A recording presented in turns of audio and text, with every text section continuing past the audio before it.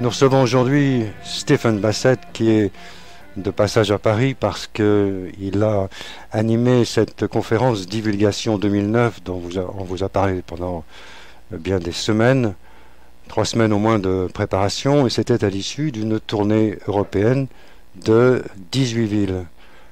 Donc Stephen Bassett va maintenant rentrer aux États-Unis après avoir accumulé un certain nombre de contacts dans différents pays d'Europe où naissent comme ça des mouvements exopolitiques en rapport avec le Paradigm Research Group qu'il a fondé et qu'il anime.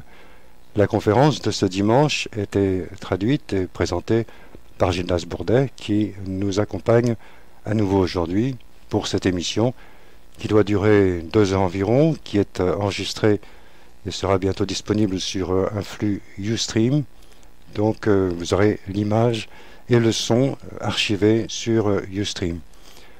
Gildas Bourdet et moi avons enregistré certaines des questions auxquelles il n'a pas pu être répondu pendant cette conférence du dimanche. Ce sera l'occasion de les aborder et on pourra également prendre certains appels au téléphone de ceux qui nous écoutent via Internet en ce lundi soir, jour de l'enregistrement.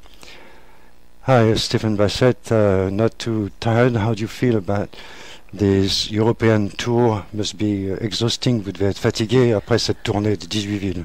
Not the case. I've had so many wonderful hosts on this trip, 18, I believe, who have made me very comfortable, and I've had a lot of sleep. I didn't do any tourism, though. No sightseeing, because that's how you get exhausted, running around trying to see everything and then going back to the hotel. Non, c'est le tourisme qui m'aurait fatigué. En fait, non, j'avais des nuits de repos assez complètes à l'hôtel et j'ai effectivement parcouru l'Europe en 18 villes. So it's been an excellent tour. It ended essentially, well, it ends today, really. And thanks to my host in France, yourself, obviously, Gildas Bourdet, Jean-Charles Dubac, and Jean up in Normandy, and Jean Schofield over in Brittany, my stay in France has been outstanding. And the presentation and the lecture yesterday at Place Saint-Martin, correct? Espace Saint-Martin. Espace Saint-Martin was, as they say in France, the piece de résistance. It was excellent. We had 300 people in a wonderful auditorium, and it was a pleasure to do it. Ok, Steve nous dit qu'il tient à remercier les organisateurs, en l'occurrence la radio ici et maintenant, mais aussi son contact principal en France, Jean-Charles Duboc, et aussi Gildas Bourdet de l'avoir assisté dimanche. Et il tient aussi à remercier Glenn Schofield, qu'il a reçu à Rennes. Donc tout cela accumulé fait que c'était un morceau de résistance, le plat de résistance de sa tournée, cette journée qu'il a vécue à Paris et ce séjour en France dans son ensemble. Gildas, voulez-vous introduire le sujet? Alors, oui, peut-être pour les auditeurs qui ne connaissent pas bien la question, je crois que ce serait bien de traduire au moins un petit peu le communiqué de presse, le press release sur cette tournée de conférence et qui présente le PRG, le Paradigm Research Group. Donc je vais vous lire un petit peu, peut-être pas tout, on va voir. Voilà ce que dit ce communiqué de presse. Les plaidoyers en faveur d'une prise de position politique sur la question OVNI et ET, extraterrestre, qui ont commencé à prendre corps aux États-Unis au début des années 90, sont maintenant devenus un mouvement international pour la divulgation visant à mettre fin à l'embargo officiel sur la vérité au sujet d'une présence extraterrestre à laquelle l'humanité est confrontée. Ce mouvement se développe en Europe plus rapidement que nulle part ailleurs. Alors ensuite, donc le communiqué présente M. Bassett, est un avocat majeur en faveur de la fin de l'embargo sur la vérité. Alors, embargo sur la vérité, c'est la traduction d'une expression qui est chère à Stephen Bassett, qui est the truth embargo, qui préfère à cover-up. Et peut-être qu'on pourrait en reparler. Perhaps we could talk about the difference. Prefer truth embargo. Yes. Well, not cover-up.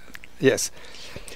Et alors, Donc, le Paradigm Research Group, c'est un curieux nom entre nous, le groupe de recherche du paradigme, a été fondé en 1996 exactement pour cet objectif et a été la première organisation qui s'est enregistrée au Congrès des États-Unis comme lobbyiste sur la question. L'action politique Alors, le PSG a créé un comité d'action politique, XPAC, qui est le premier comité à s'occuper de cette question OVNI-ET. En 2002, Bassett est devenu la deuxième personne, après Jimmy Carter, à faire venir la question OVNI-ET dans une campagne électorale et il a été un candidat à cette élection. Ensuite, alors très brièvement, en 2004, le PRG a produit la première conférence centrée sur la politique relative au phénomène OVNI-ET, qui s'est appelée l'exopolitique dorénavant. La 6e X-conférence, donc cette conférence annuelle qui se sont tenues à Washington, est maintenant prévue du 16 au 18 avril 2010, près de Washington. En 2008, PRG a fondé le Réseau mondial exopolitique, donc en anglais Exopolitics World Network, EWN, et le Réseau exopolitique pour les États-Unis, EUSN, Exopolitics United States Network, pour faciliter l'expansion du mouvement pour la divulgation. Voilà, alors je crois que c'est l'essentiel. I think we have said perhaps another word to Million Facts. Alors, je termine dans ce que dit ce communiqué de presse, qui est depuis le 5 novembre 2008, PRG a mené peut-être la plus importante initiative, le Million Facts à Washington. Des milliers de lettres, fax et emails appelant à la divulgation ont continué à être envoyés à la Maison-Blanche depuis les États-Unis et hors des États-Unis, et au corps des journalistes accrédités à la Maison-Blanche, les appelant à se mobiliser et à commencer à poser les questions appropriées en insistant pour obtenir des réponses. Ce travail d'exhortation de PRG a bénéficié d'une couverture de presse importante dans les médias américains et à l'étranger. Voilà. C'est l'essentiel du... I think this is the main presentation. I think so. So everybody now should know what PRG means. Alors, l'opération Million Facts pour Washington est entrée dans sa phase 3 au mois de mai dernier. Phase 3 of the Million Facts to Washington started in May this year, 2009. The phase 3. Phase 3, June 1st. June 1st, right. Also, as well as the ultimatum.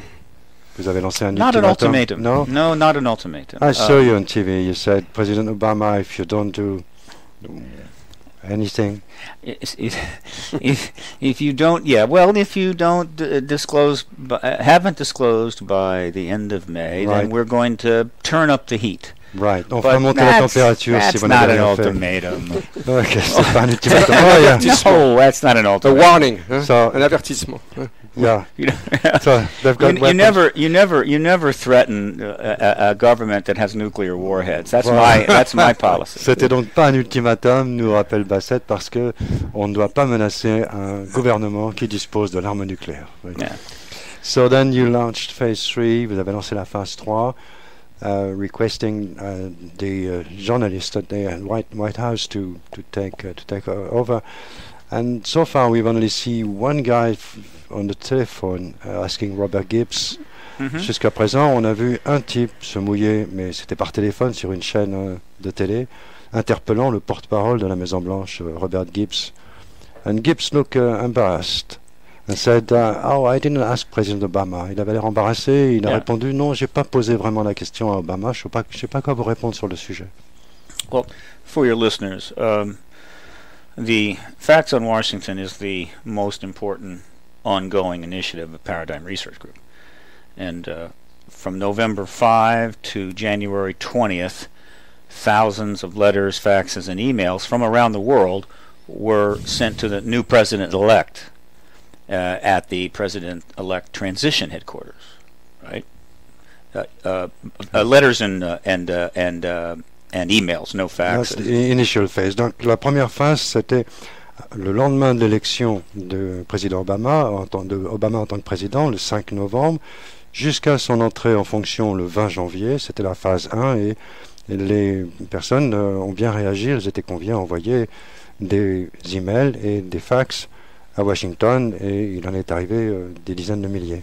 Then from January 21st to May 31st, the letters, faxes, and emails, all three, were coming in from around the world to the White House for the president. And all of these letters were using the talking points from the faxonwashington.org website that the president should demand a full briefing on the UFOET issue, should call for congressional hearings, should bring out the extraterrestrial-based technology they have been studying, our government has been studying for 60 years, and disclose to the American people the extraterrestrial presence. Alors à partir du moment où on peut considérer que l'inauguration du président Obama officielle ayant eu lieu le 20 janvier, à partir du 21 janvier jusqu'au 1er mai, une campagne renforcée d'emails, de fax et de lettres, de courriers simples également, a été à nouveau encouragée pour être adressée à la Maison-Blanche, demandant à ce que le président Obama reçoive un briefing, je ne sais pas comment traduire un briefing, qui soit correctement briefé par son entourage sur la question E.T., qu'il divulgue ce qui les avancées technologiques qui sont entre les mains du complexe militaro-industriel. Et le troisième point, c'était de demander donc qu'il y ait lieu des réunions, des hearings, c'est-à-dire des réunions de confrontation, des auditions. Des auditions publiques devant le Congrès. Exactement. For the witnesses, yeah. Merci, Gildas. And then, this was all planned out in the summer of 2007. Then on April 20, last year, 2008, wait a minute, no, April 20, 2009, this year, held a press conference at the National Press Club in which astronaut Dr. Edgar Mitchell called for the president to disclose the ET presence, the truth. Retired Air Force Major Dr. Professor Milton Torres called for the president to disclose. And then I addressed the president as best I could through CNN. Yeah, the non-ultimatum. With another statement, but not the ultimatum. with a declarative of a question. But I'll let you translate, and then I'll tell you that. Yeah. Le 29 avril, what was April 29th in 20. April 20. National Press Club, yes. Au National Press Club, le 20 avril, on a vu apparaître l'astronaute Edgar Mitchell, qui est apparu en juillet 2008 sur la radio Kerrang Radio, la radio anglaise. Là, le docteur Mitchell est apparu au National Press Club, insistant, demandant à ce que le gouvernement nouvellement mis en place, procède effectivement à la divulgation. Et juste après lui, le même jour, est apparu un ancien de l'US Air Force nommé Milton Torres, qui avait fait surface quelques mois auparavant dans les archives, la déclassification, la 3e ou 4e vague de déclassification des archives britanniques pour un incident survenu 20 ans plus tôt, mais que son devoir de réserve l'avait empêché d'évoquer plus tôt que cela. Donc Milton Torres. Then, and because I want the United States government and President Obama to proactively conduct the disclosure event without being hounded, I then said to President Obama through CNN that you need to disclose as soon as possible for two very important reasons. One, if you don't disclose, then soon this truth embargo is going to have your name on it.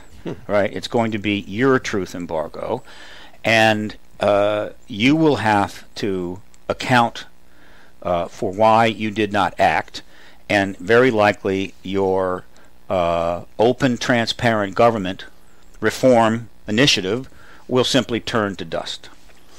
Alors, c'est dans le cadre de cette conférence publique au National Press Club dont on vient de parler, avec Mitchell et Torres, que Stephen Bassett s'est adressé au président Obama, au président récemment élu. Donc on est bien fin avril 2009, et sans vouloir trop lui mettre la pression, et profitant du fait que cette conférence a été relayée quand même par CNN, elle a été placée pendant de nombreuses journées dans les archives vidéo consultables par tout un chacun sur CNN. Il s'est adressé au président Obama en espérant qu'il n'agirait pas en réponse contraint et forcé, mais par la raison. Et les raisons qu'il faisait valoir, c'est que s'il n'agit pas très rapidement, son nom serait attaché à l'embargo sur la vérité, qu'il avait... Ça deviendrait son affaire, ouais, ça deviendrait sa responsabilité. Tout intérêt, effectivement, à spontanément, de bonne volonté, prendre l'initiative pour qu'au contraire, son nom soit attaché à la divulgation plutôt que sur son aspect négatif de l'embargo sur la vérité. Et que s'il ne le fait pas, deuxième point, sa politique donc de transparence va s'effondrer, va partir en morceaux. Voilà, c'est un appel à la logique. And the second reason was that if the United States does not disclose the ET reality to the American people very soon, there is a very good chance that another nation is going to do it first. And the three leading candidates, in my view, are China, Russia, and France. Alors, cet appel à la logique, à la raison, était assorti aussi d'un argument massu, je dirais un peu pervers, comme je l'ai vu et comme je l'ai découvert. That's my comment, perverse It's okay. reasoning, saying that if you don't do it, then, voilà, en disant, si vous ne procédez pas à la divulgation, attention, parce que d'autres pays pourraient le faire avant vous, et pour Stephen Bassett, les trois principaux candidats sont la Russie, la Chine et la France. And then I said that if disclosure has not taken place by May 31, that the facts on what the PRG is going to turn up the heat, right, by going to the facts on Washington Phase 3. And what I was implying was that again, if disclosure not by May 31, then we're going to increase the pressure and increase the possibility that the government will be forced to disclose, right, as opposed to proactively disclosing. We put it in a position where it has to, which is not, to my view, as appropriate or positive as a proactive disclosure. That's what I was implying.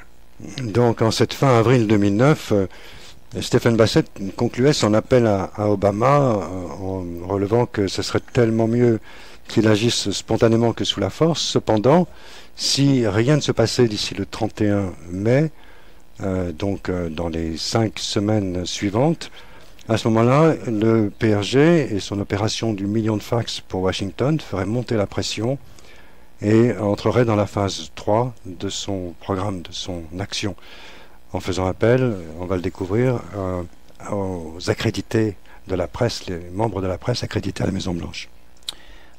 And so, by May 31st, the president had not disclosed. An administration that I think wants to disclose had not done so. Very possibly because of the enormous financial crisis that was triggered in late October of 2008 by the collapse of Lehman Brothers, which did pose huge initial issues for the administration. So as of June 1st, we moved to phase 3 of Facts on Washington. Oui, et Stephen Bassett nous dit, on a constaté qu'au 31 mai, il ne s'était rien passé, donc nous sommes entrés dans la phase 3. La raison invoquée est que depuis la faillite de Lehman Brothers en octobre 2008, on constatait qu'au printemps 2009, le gouvernement américain avait sans doute des choses plus pressantes à traiter.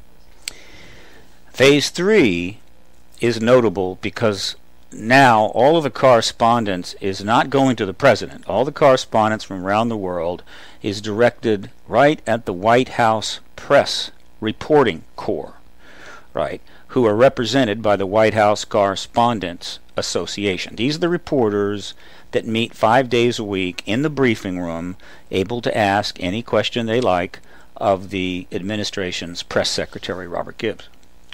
C'est ainsi qu'on en est venu donc à mettre non plus la pression, ni même le conseil à la présidence comme précédemment, mais la pression sur l'association des journalistes accrédités à la Maison-Blanche, qui ont la chance, l'occasion extraordinaire de se trouver 5 jours par semaine sur place, à même de poser toutes les questions qui leur fassent envie au porte-parole de la Maison-Blanche, Robert Gibbs. And what was put up on June 1st on the website, factsonwashington.org, were 13 questions which are directly connected to significant members of the Democratic Party and the Democratic administration and other notable people, fully documented through web links, which any of these reporters could very appropriately ask of the administration and expect to get appropriate answers. Alors, le site du Paradigm Research Group est ainsi organisé qu'il produit un argumentaire pour, à l'attention du public bien sûr, mais de ces journalistes dont on parle. Et Stephen Bassett avait publié une page de 13 questions qu'il suggérait à ces journalistes d'utiliser, se servir, de piocher dans ces 13 questions avec l'argumentaire correspondant pour étoffer chacun des points qu'ils pouvaient aborder. Donc il y avait un matériel de presse disponible sur le site du PRG.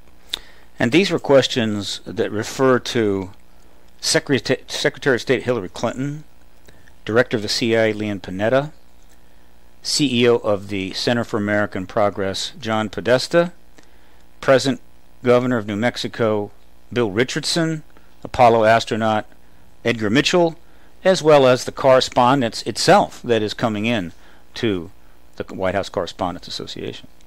Oui, parmi ces 13 questions et dans les argumentaires fournis sur le site du PRG à l'attention des journalistes accrédités, il y avait des allusions très précises faites à la trajectoire en faveur de la divulgation, trajectoire personnelle mais publique également, de gens comme Léon Panetta, le nouveau directeur de la CIA, de Hillary Clinton, de John Podesta, qui était le chef de l'équipe de transition d'Obama entre novembre et janvier dernier, Richardson, Hillary Clinton, John Podesta, Léon Panetta, and some astronaut, you said?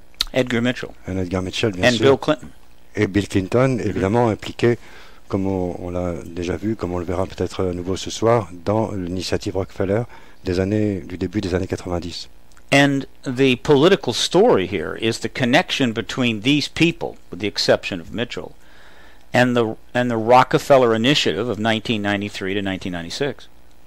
Oui, je vous ai un peu devancé, Steve Bassett, parce que je venais de mentionner l'initiative Rockefeller. Ces personnes, nous dit-il, à part l'astronaute Edgar Mitchell, étaient toutes impliquées dans cette affaire qui remonte à 1993. These individuals, Clinton, Podesta, Panetta, and Richardson, in my view, were either fully aware of or directly involved in the effort by Lawrence Rockefeller to convince Bill Clinton to release all the UFO files and end the truth embargo. Oui, alors, on fait un flashback important, on ouvre une page d'histoire sur l'initiative Rockefeller des années 93, où en mars, Lawrence Rockefeller voulait publier une pleine page dans différents journaux, voulait vraiment faire quelque chose, faire que ça bouge. Il s'agissait de la présidence de Bill Clinton, et il a cité tous ces noms, Bill, Hillary bien sûr, John Podesta, Léon Panetta et Bill Richardson, comme ayant été impliqués à différents titres dans cette initiative. Donc on retrouve les mêmes 15 ans plus tard. Peut-être faut-il expliquer un tout petit peu mieux que Donc Lawrence Rockefeller, c'était un très riche, c'est un milliardaire américain qui s'est beaucoup intéressé aux ovnis depuis longtemps et qui a lancé une initiative en direction de la Maison Blanche en 1993, en s'adressant d'abord à ce conseiller scientifique, le Dr. Gibbons, et il était bien parti pour réussir, mais il y a eu un coup de frein après. And confirming this, if you don't know about the Rockefeller Initiative, simply Google Rockefeller Initiative, and you will find all of the documentation supporting everything that we're saying here. This was a big news story, not covered, and now these people are a major power, major part of the new administration, and this is news, and these letters are demanding that the reporters in that room ask about these stories, these issues, and if they start to ask those questions, I don't think the truth embargo will last 3 weeks. Oui, alors il est nécessaire, nous dit Stephen Bassett, d'insister vraiment sur cette initiative Rockefeller, et si vous qui nous écoutez n'êtes pas au courant de cet événement important qui remonte à 15 ans, vous, si vous en doutez par exemple, vous feriez bien de taper sur Google Rockefeller plus initiative. Personnellement, je vous conseille d'aller sur mon site OVNI USA, OVNI-USA, que ce soit au pluriel ou pas, OVNI d'ailleurs, maintenant on s'en moque, OVNI USA, à Initiative Rockefeller, vous avez tous les tenants aboutissants et de nombreux liens en français. Si vous pratiquez bien l'anglais, vous faites PRG website et vous tapez Initiative Rockefeller, vous allez constater que, c'est ce que nous dit Stephen Bassett, tous les participants de l'initiative Rockefeller de 93 se retrouvent de près ou de loin dans l'entourage du président actuel Obama. Et si on veut vraiment avoir une documentation très, très développée, il y a le site de Grant Cameron, qui a beaucoup travaillé là-dessus. Presidential UFO. Yeah. He is the key researcher in the development of the Rockefeller Initiative documentation.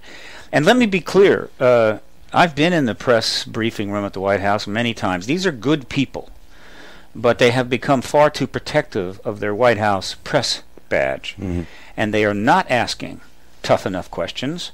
They are not pressing the administrations for many years now about the key issues. And now they have before them the greatest news story of all time. Alors, Stephen Bassett nous disait, avant sa nouvelle intervention, un morceau de phrase important que je vais enchaîner avec celui-ci, mais que je n'avais pas traduit, c'est que pour peu que les journalistes accrédités à la Maison-Blanche s'intéressent eux aussi à l'initiative Rockefeller, alors là, nul doute que en réalisant l'importance de la chose, la divulgation serait toute proche. Donc, Stephen Bassett nous dit qu'il sait d'expérience, parce qu'il a fréquenté la salle de presse, comment ça se passe de l'intérieur. Les journalistes accrédités ont une sorte de privilège et sont en même temps, depuis des années, devenus assez serviles. Ils sont assez protectifs de leur statut, de ce haut rang du journalisme, mais également assez serviles parce que ils ont plutôt intérêt à aller dans le sens du poil et ne posent pas les questions qui dérangent. And truth embargo or no truth embargo, pursuing the greatest news story of all time is these people's raison d'être. And so it's very possible that 2 or 3 of these reporters, whether in the White House or over at the Department of State in front of Hillary Clinton, or at the CIA in front of Leon Panetta, are going to ask these questions, and the administration is really going to have nowhere to go but to tell the truth. Oui, donc il est question de mettre la pression sur ces journalistes parce que il faut en finir avec cette espèce de confort, de raison d'être qui est leur train-train et leurs habitudes. Et on peut s'attendre à tout moment à ce que ce soit ces journalistes qui posent la bonne question ou bien ceux qui sont plutôt accrédités auprès du ministère des Affaires étrangères de Hillary Clinton ou auprès de Leon Panetta de la CIA. Bref, le bateau est prêt à fuir d'un moment à l'autre, que ce soit par un bout ou par un autre. Messieurs, on va faire une petite pause musicale. Nous sommes avec Stephen Bassett dans le cadre de La Vague d'OVNI, chaque mardi soir à partir de 23h, chaque dimanche de 14h à 16h. Nous enregistrons un film qui devra durer 2 heures environ sur Ustream, que vous pourrez regarder à volonté.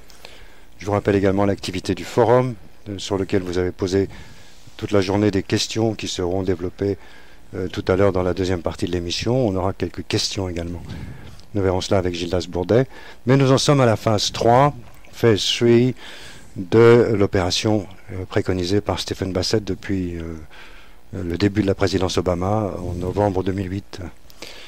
So next to the phase 3. Well, I want to reiterate the point I was making before the break, that there are Pulitzer Prizes to be had here, and some of these reporters are going to break ranks and start asking these tough questions, and the administration very quickly is going to be put in a position where they are forced to disclose as opposed to proactively disclosing. And that is the message I was trying to give to the Obama administration on April the 20th. Oui, donc à partir du 29 avril, vous l'aurez compris grâce au développement précédent, rappel des épisodes précédents, la phase 3 est devenue plus offensive. Il ne s'agissait plus de persuader, il s'agissait de persuader l'administration, il s'agissait maintenant de mettre la pression sur les journalistes pour que l'un ou l'autre, peu importe à quel endroit, que ce soit à la Maison-Blanche ou auprès du directeur de la CIA ou de Hillary Clinton, mais qu'un journaliste décide de casser les bonnes habitudes et et s'exprime clairement et pose cette question à la présidence. So, letters and faxes and emails are going to continue to go into the White House Correspondents Association until disclosure happens, right? And I happen to know that a letter to the press from another country about a, quote, U.S. issue has twice the impact of a letter from the United States. Right. Donc la stratégie se poursuit bien sûr, nous dit Stephen Bassett. Il est question de continuer à envoyer des lettres, des fax et des courriers simples, des lettres, autrement dit, des fax et des emails à la présidence, sachant que c'est son expérience qui lui a prouvé, venant de l'étranger, un fax ou une lettre pèse 2 fois plus lourd que si elle émane du territoire américain. Il s'agit de s'adresser, on l'a bien compris, à l'association des journalistes accrédités à la Maison-Blanche. So I would love to see 3,000 letters, faxes, and emails come in from France based on the information at faxonwashington.org. And what you do is you write up a basic letter, not too long, and then you mail a letter, email the same letter, and fax the same letter, all 3, because they can't correlate. And so one person, 3 correspondences. 1,000 people could send 3,000 correspondences. That would be a big deal.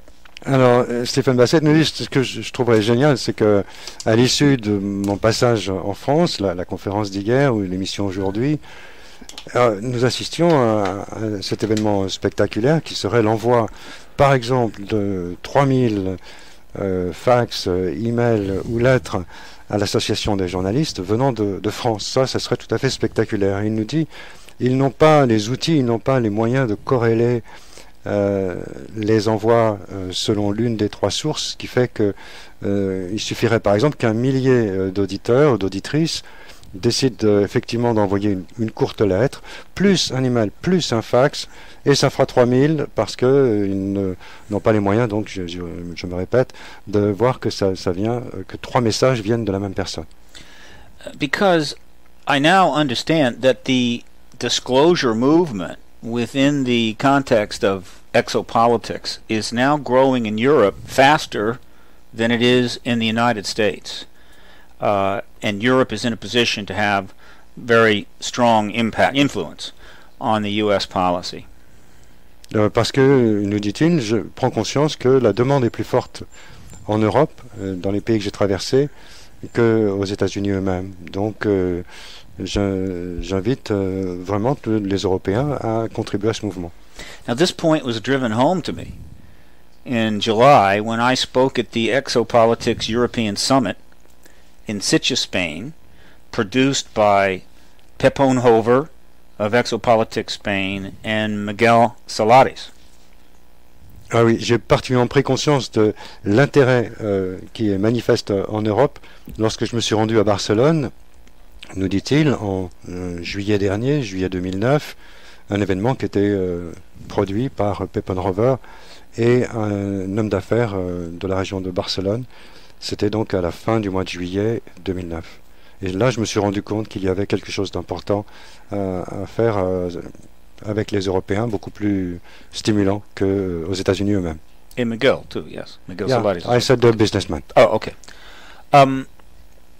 This event was held at a 4-star hotel in Sitges with a deluxe auditorium, was attended by 1,300 people, had simultaneous translation, and considerable press coverage.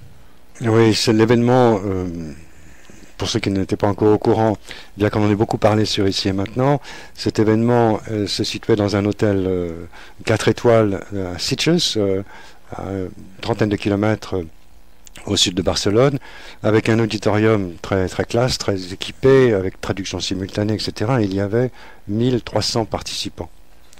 And probably most important, the average age of the audience was about 35, L'âge moyen, 35 ans. which is 20 years younger than the typical age of the audiences in the United States. In other words, in Europe, Generation X has showed up to the party. Oui, donc 35 ans d'âge moyen parmi l'assistance de Barcelone, soit 20 ans de moins que l'assistance que l'on trouve dans des conférences organisées aux États-Unis. In fact, it turns out that the name Generation X, meaning X, was arbitrarily assigned to the sons and daughters of the baby boomers, which is me, by some sociologist in a book. So it's arbitrary. So I've decided that, okay, here's what Generation X really means. This is the generation that is going to drive the exopolitical process and lead to the disclosure of the extraterrestrial presence. That's why we call them Generation X. D'accord. Donc il a voulu surnommer cette génération des 35 ans qui s'intéresse au phénomène OVNI, qui forme la génération suivant directement le baby-boom de l'après-guerre, cette génération de 35 ans d'âge moyen actuellement, et il l'a surnommée la génération X parce que c'est la génération qui amènera la divulgation. C'est peut-être aussi un peu la génération des X-Files. Well, this is true. Ex-conférence. When the X-Files came on, you know who made that the most popular show on television for a while? It was Generation X. Effectivement, c'est coïncident, comme Gildas Bordel a remarqué, c'est la génération X, celle des X-Files. And so we have now had a conference in Paris. We had a conference in Berlin, small one put on by Robert Fleischer, Exopolitics Germany, and of course some small events in Scandinavia. But next year I anticipate big events. In fact, Exopolitics Spain is now thinking in terms of 3,000 people. Alors, Stéphane Bassett nous dit, on a eu une audience moyenne à Berlin, mais je pense que l'année prochaine, on devrait multiplier par 10, se trouver autour de 3000 personnes sans risque. C'est ce que je prévois à l'aise, facilement. En Espagne, in Spain. Yes. Robert Fleischer in Germany. Well, Robert is looking ahead to next year, but I know Pepon and Miguel are already thinking in terms of going for 3,000 people next year. Ah oui, c'est le plan que forment Pepon Hover et ses associés à Barcelone pour l'Espagne. Mais Robert Fleischer, lui, ne cache pas son ambition de réaliser quelque chose de plus gros l'année prochaine également. So that's the key issue I wanted to get out on Facts on Washington. What else would you like to chat about? Donc l'opération se poursuit jusqu'à ce que un journaliste ou l'autre, peu importe, il suffit d'un. One journalist asking the right question would be enough. Probably 2 or 3. One is no. Non, il faudrait 2 ou 3. You need a backup. You know, you need 2 or 3. Ouais, but there are hundreds of journalists in the White House press corps, and we just need 2 or 3 to break ranks. Sur une centaine de journalistes accrédités à la Maison Blanche, il faudrait quand même que 2 ou 3 posent la bonne question, histoire d'intervenir en soutien et que ce ne soit pas seulement une question isolée. Gilles Bourdet, vous avez une direction où aller maintenant? Pas spécialement. Il y a une chose qu'on pourrait peut-être faire, c'est voir un petit peu les questions posées par des auditeurs. Mais volontiers. On va rappeler d'abord le numéro de téléphone pour les internautes afin qu'ils puissent poser leurs questions en direct. 08 92 23 95 20. Oui, c'est assez inhabituel, effectivement, mais pourquoi pas, pendant un enregistrement d'émission destinée au mardi soir, pourquoi ne pas s'adresser à ceux qui écoutent en direct, que ce soit sur Ustream ou sur le web, 08 92 23 95 20. Et puis, on a collationné, on le disait en début d'émission, quelques questions par écrit et au long de la journée sur notre forum. On peut prendre la première question si Alexandre veut bien nous la souffler. Oui, une de ces questions en fait était très très simple. Est-il préférable, selon Monsieur Bassett, que la divulgation vienne d'un représentant politique, d'un élu, comme peut l'être Barack Obama, plutôt que d'une institution comme l'ONU? Oui. Selon lui, quelle serait la portée la plus importante? Est-ce qu'il serait préférable? Would it be best if the question arise from the press correspondent instead of the UN representative? Est-ce que ce serait préférable? You mean a question to from the administration?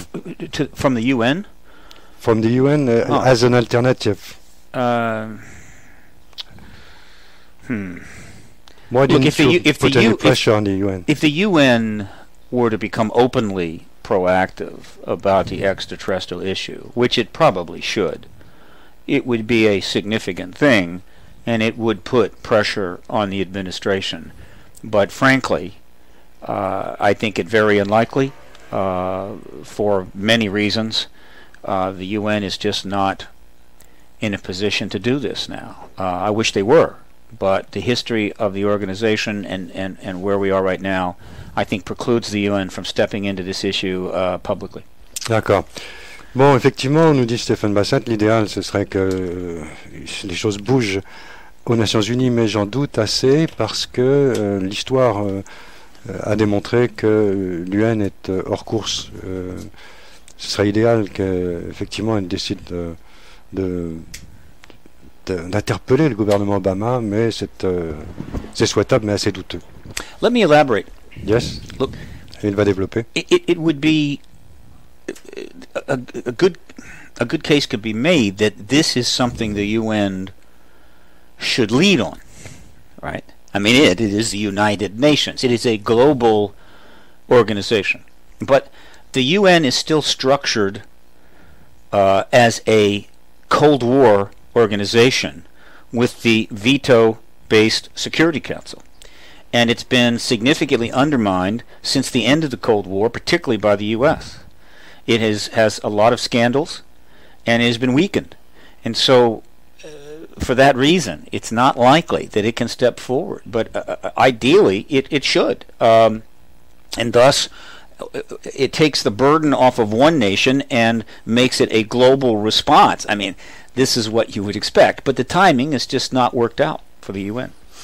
Bon, il faut reconnaître que les Nations Unies ont effectivement une représentativité mondiale et que ce serait bien qu'effectivement quelque chose bouge de ce côté, mais encore une fois, l'histoire a montré que la structure des Nations Unies est vieillotte, elle est toujours sous l'influence de ce qui a été institué du temps de la guerre froide et un peu avant d'ailleurs. C'est le thème du veto au Conseil de sécurité qui ne lui donne pas une représentativité réelle. Et dans la plupart des cas, on a constaté que les États-Unis mettaient leur veto sur tout ce qui leur paraissait déplaisant. L'autre versant de cette question, c'était de savoir si par rapport au public, une divulgation de la part des Nations Unies aurait une portée différente, plus puissante ou moins puissante que de la part d'un homme d'État seul. And what if disclosure came from a resolution, UN resolution, instead of expecting it from Obama? If disclosure would have come from the UN, I believe it would be a positive thing. But as I said before, because of the circumstances of the UN now, we're not investing too much effort there. See, there's one UN, but there's hundreds of reporters in the White House press corps, and we just need a couple of them to break ranks, and the truth embargo is toast. Oui, Stephen Bassett a effectivement envisagé la chose, mais il n'a pas poursuivi, sachant qu'il y a 100 journalistes accrédités et qu'il suffit que 2 ou 3 posent la bonne question. Ça lui semble le plus court chemin parce que là, il se répète en disant les Nations Unies ont une structure un peu figée qui date et qui est et dont on a fait en sorte qu'elle soit affaiblie et ne puisse pas correspondre. Is something being toast? Is that translate in French?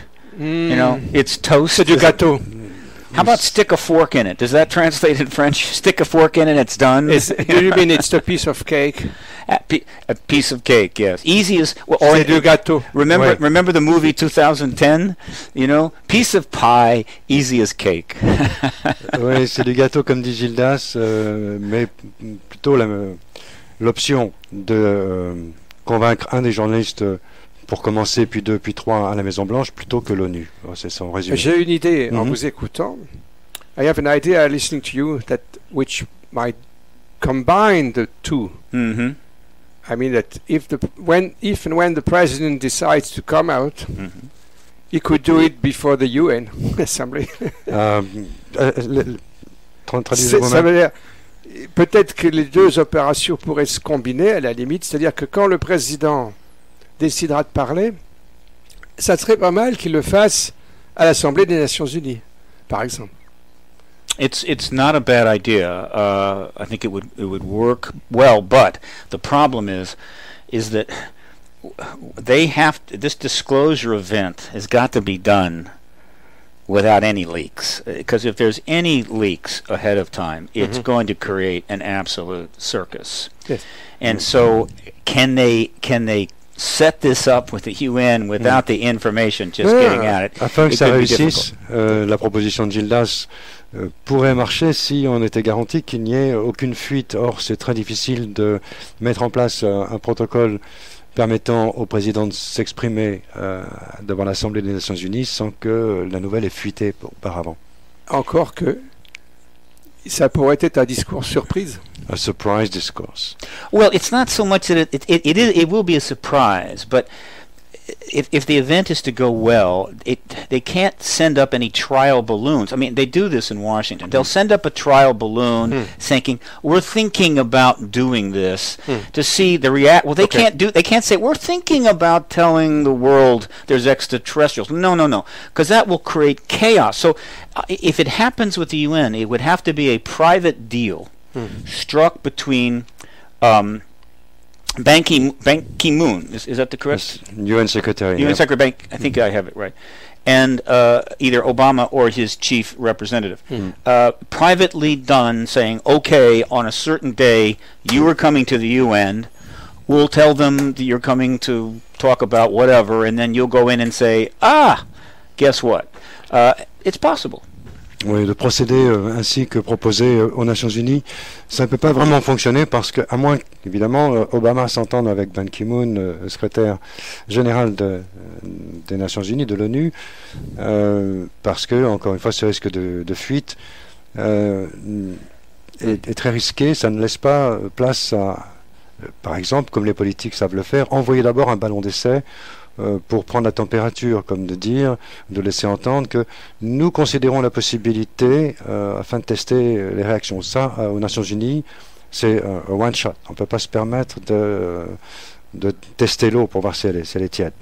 It should be noted that about, 10 months ago, information emerged that some meetings were being held at the UN amongst with international representatives, private.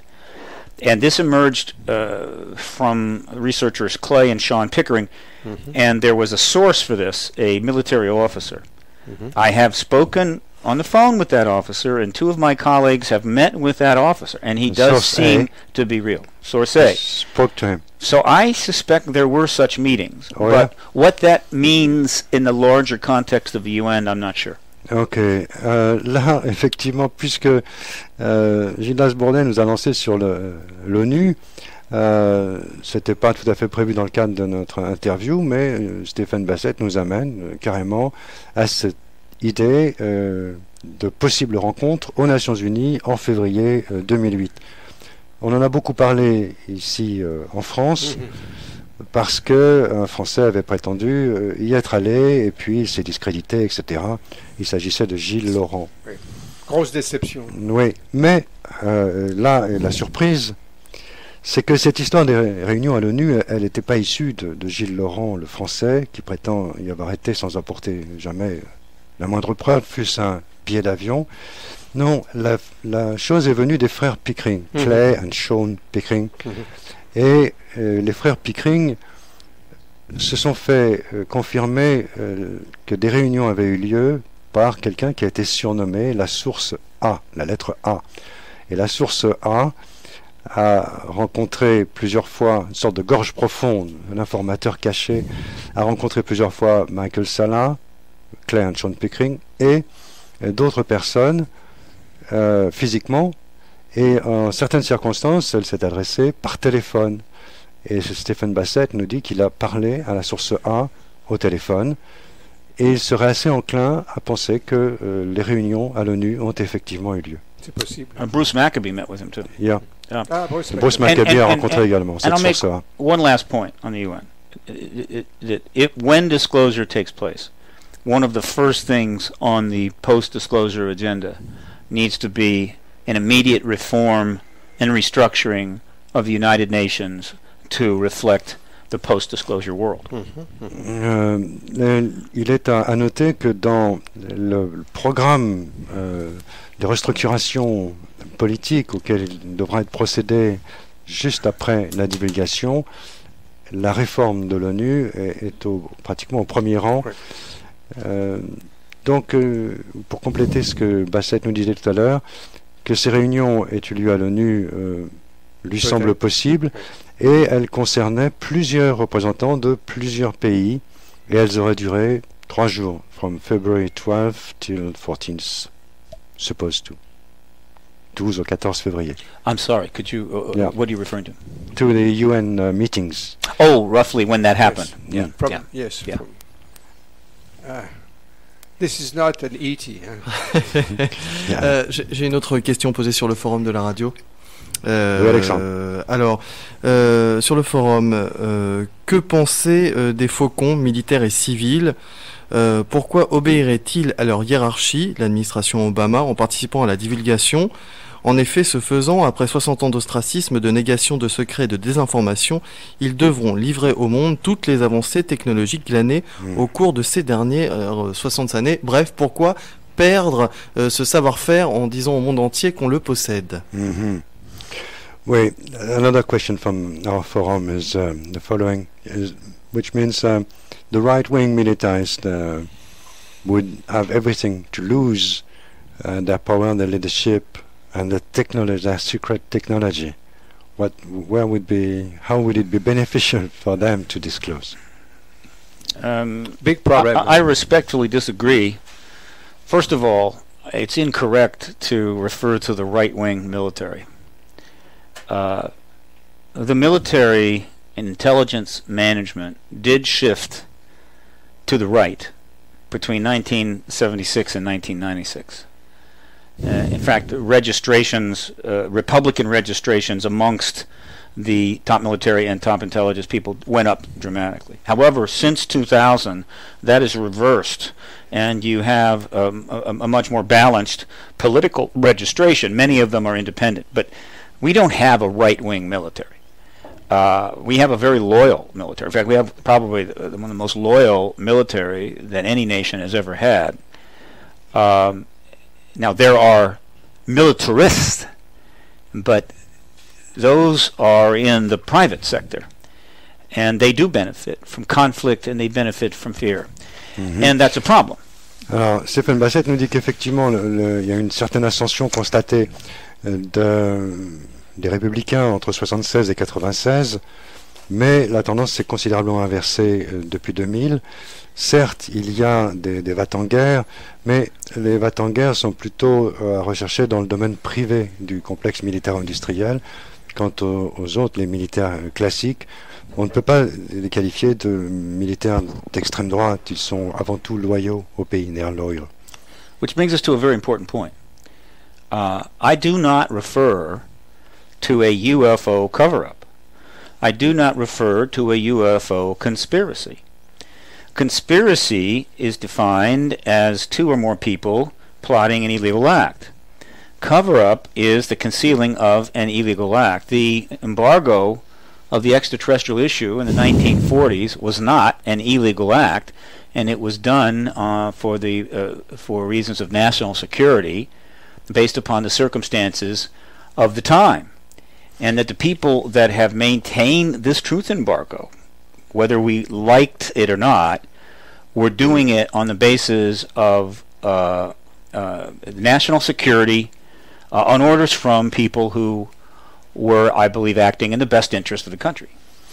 Alors là, Stephen Bassett nous fait une sorte d'aparté qui consiste à faire une définition. La conspiration, ça consiste à ce que deux ou personnes ou davantage décident de lancer une opération clandestine, secrète ou de cacher quelque chose.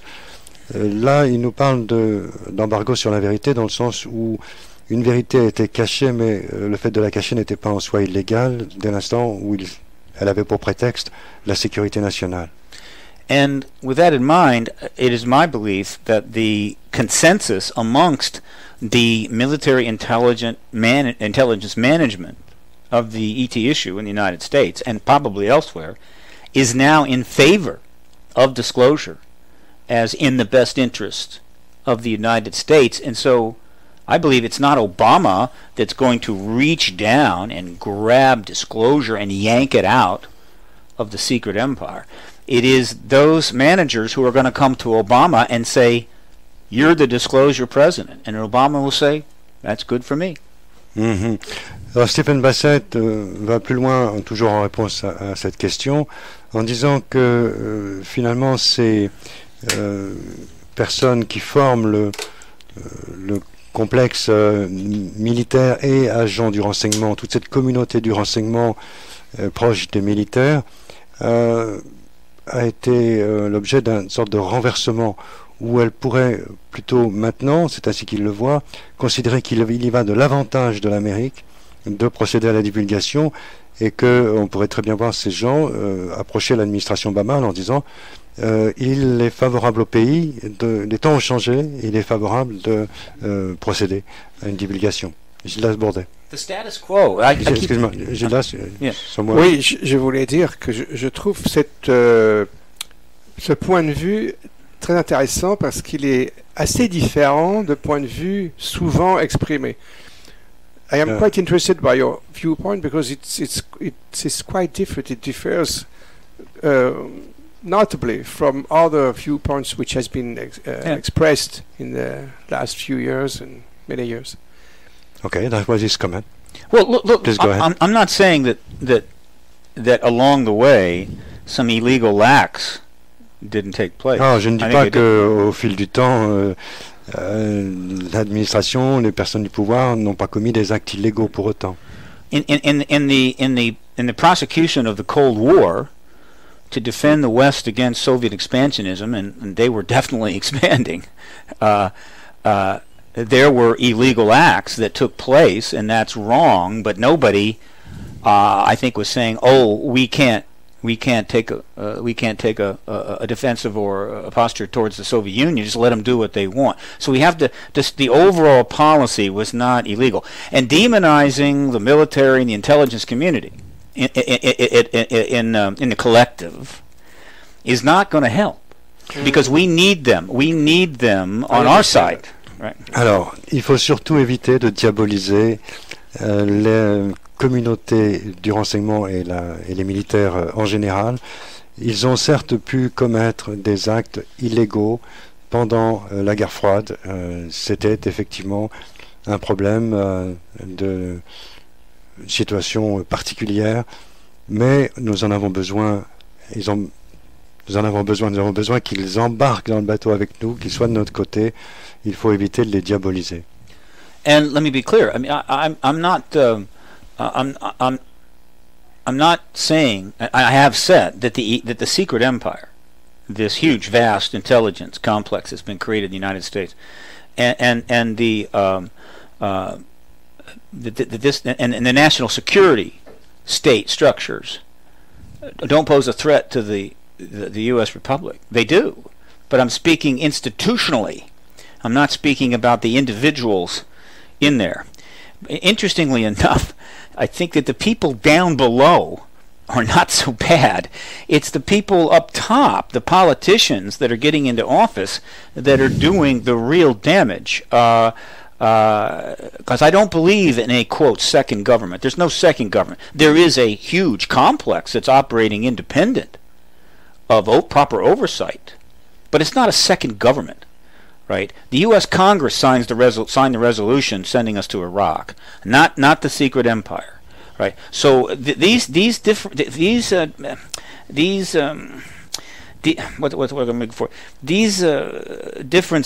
are important. These are distinctions of importance that need to be made as we move to disclosure and the political engagement of the issue on a broad scale.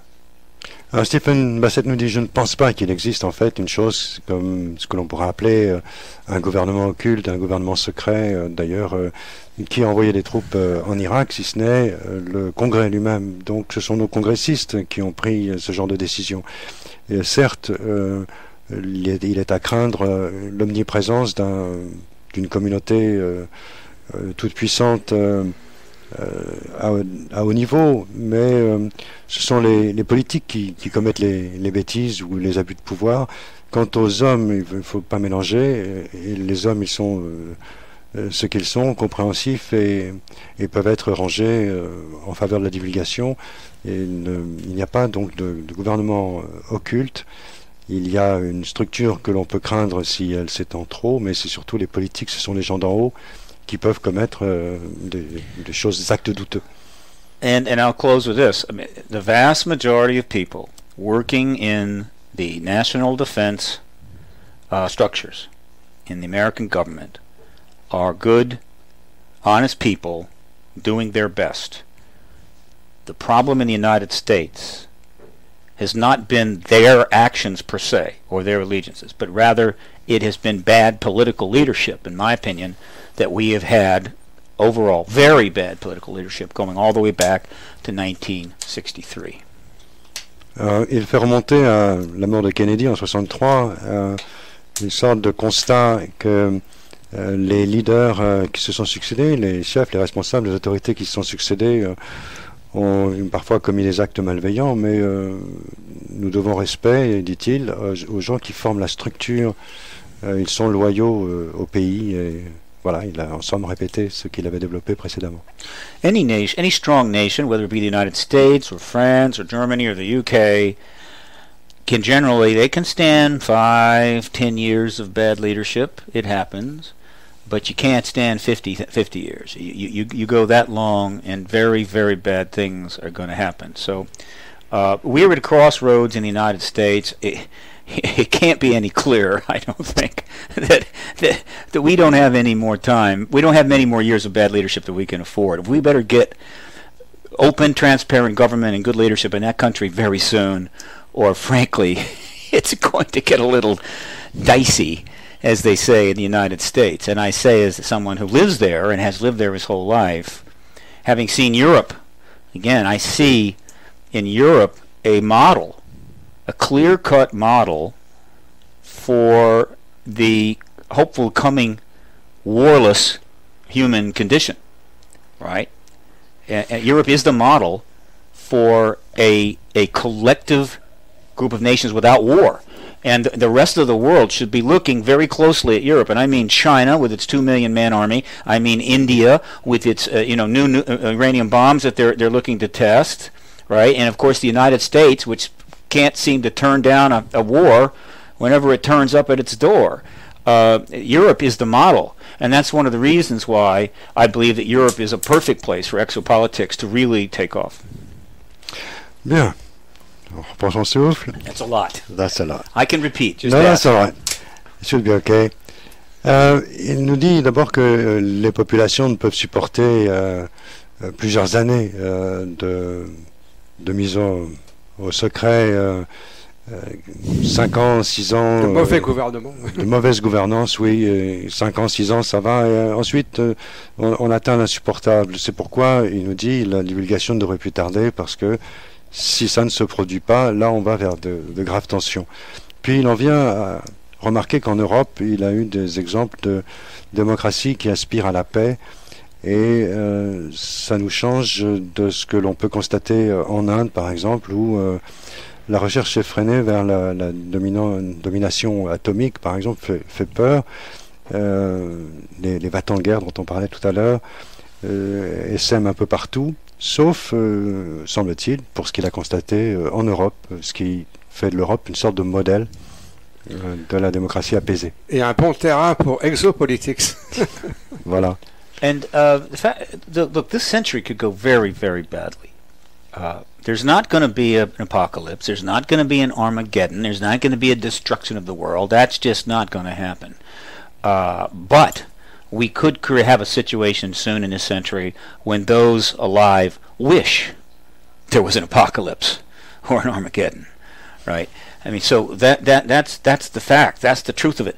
We have run out of time to play any more of the silly games that nations and peoples and leaders have played for about 10,000 years. It's time to put Machiavelli to bed, throw his book out the window, and develop a governance that works in the 21st century given the technology and the reality that we're facing. Or we will pay the consequences, and those consequences are coming at us like a tidal wave. I mean, it's you can see it at the horizon. It's starting to build, and leaders are running around on the beach going, "Oh, what do we do? What do we do? What do we do?" And it keeps coming, and so the people had better step in and take some action here and get things in order, or that wave will hit soon enough.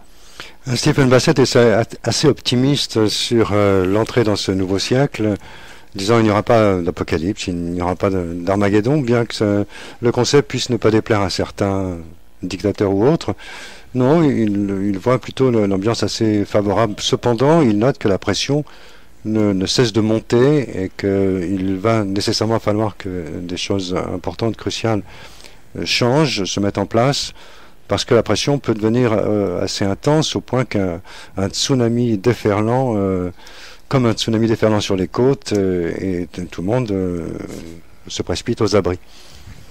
J'ai encore, si vous le permettez, 2 questions que j'ai repérées parmi celles des auditeurs. Une qui nous fait monter d'un cran qui est très très simple. Est-ce que cette non-divulgation, selon Stephen Bassett, proviendrait finalement d'une entente avec ceux dont on parle depuis le début, et que si le président Obama ou d'autres présidents n'ont pas fait cette divulgation, c'est en bonne entente avec ces êtres parce qu'ils estiment que ce n'est pas le moment? Réponse après la pause. Nous sommes en compagnie de Stephen Bassett.